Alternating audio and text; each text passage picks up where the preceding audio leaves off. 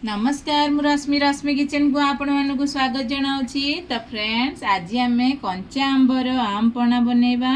चलतु मुझे आंब को भल भाव धोई तार सामना पटर डेम्फ को काटी नहीं यहीपरी भाव में गोटे कुकर नहीं कुकर रे आम आंब सबको देदबा एवं पानी मुझे अल्प देवी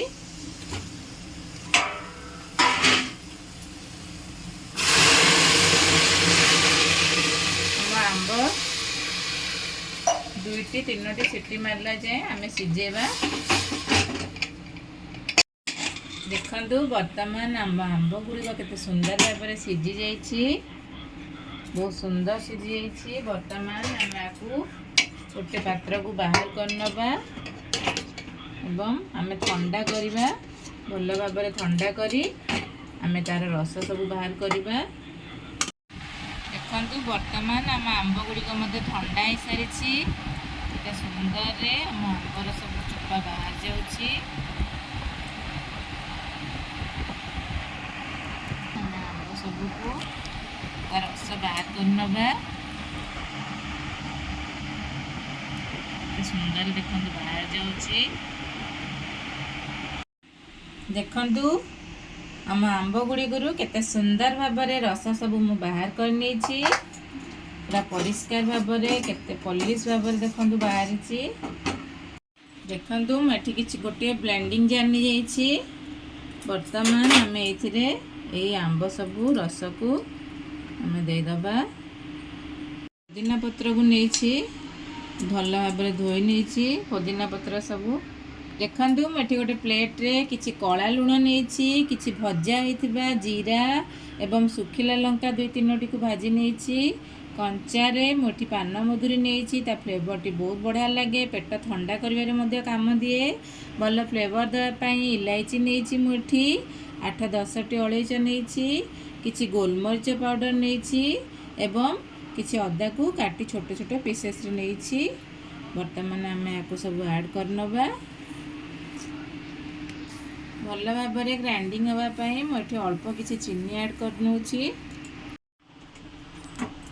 फ्रेंड्स देखंतु आमर आंब एवं सबू सामान केते सुंदर भाव में पेस्ट हो सारी।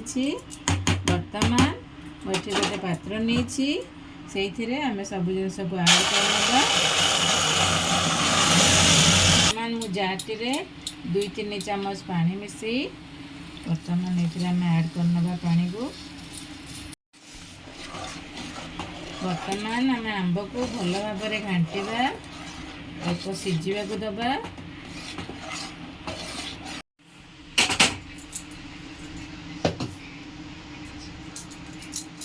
वर्तमान देखंतु हमर आंब सब भल भाव में मीडियम स्लो आंच बसई नहीं धीरे धीरे करी फुटुची। आपन जोर आंच देवेनी नहले बहुत जोर फुटिबो आपन को ऊपर को छिटकीबार संभावना रही।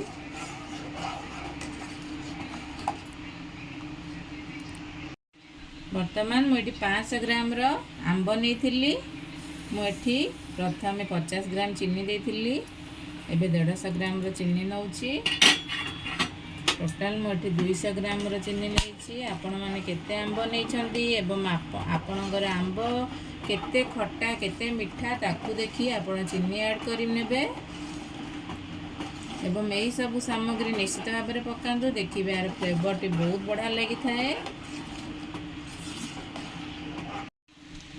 देखंतु वर्तमान आमर आंब पन्ना रेडी हो सारी। आम भल लुक आसापी छुआ मान को अट्राक्शन करने आखि को भल देखा मुझे किसी ग्रीन कलर ऐड करुच्ची। आपण चाहिए पूरा स्किप करें ग्रीन कलर को अल्प मु कलर देछि। वर्तमान आमर रेडी हो सारी। आम बेसी दिन स्टोर करिकी रखिया पई एठरे किछि विनेगार ऐड करिबा। विनेगार ऐड करला बेला को गैस रो फ्लेम को पूरा बंद कर नेबे एवं गोटे 1.5 चम्मच विनेगार देबे। तार बैलेंस को मध्य से ठीक करिवो एवं बेसी दिन जाए स्टोर करिकी रखिबारे काम कर दबो। देखंतु वर्तमान आपको आम गोटे छंका साहाय्य छाणी नवा एथिरे जो अड़ेईचर चोपा अलग किसी जिनिस खदड़ा आमर रही जाइथिबो ता पॉलिश हो सरबत पीला बेले बहुत बढ़िया लगे पार्टी में किसी जिनस बाजिब नहीं छुआ मैंने खुशी पी पारे।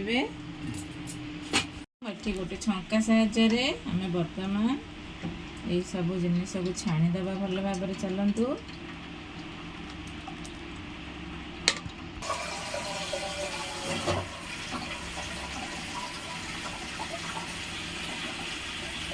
मोर एत सारा खदड़ थिला बाहरिला याकू आम चाहिए ग्राइंडर करी पानी दे याकू जूस करी मध्य पी परिबा। तो फ्रेंड्स देखंतु हमर सुपर टेस्टी हेल्दी जूस हमर रेडी हो सारी। आम खरा दिन रे ए जूस को आम पीवा द्वारा आमको लू हेब नहीं एवं बहुत हेल्दी मध्य होता है बहुत टेस्टी मध्य लगी थाए। खरा दिन रे तो आपण मानकू निश्चित भाव में समस्त को कंचा आंब मिल जाई परिबो बहुत सुविधा रे आपण माने चाहिए घरे आराम से बनै परिबे एवं हेल्दी रहिबे सुस्थ रहिबे घरे रुहंतु सुस्थ रुहंतु एहीपरि सरबत घरे निजे तैयारी करी पियंतु।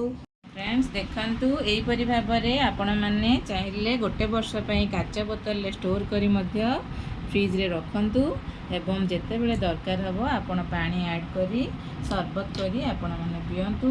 एही सरबत को आउ टिके ठंडा करी पीबा पई आमे एथिरे किछि आइस क्यूब ऐड करनबा ता द्वारा आउ बढ़िया टेस्ट लगी थाए।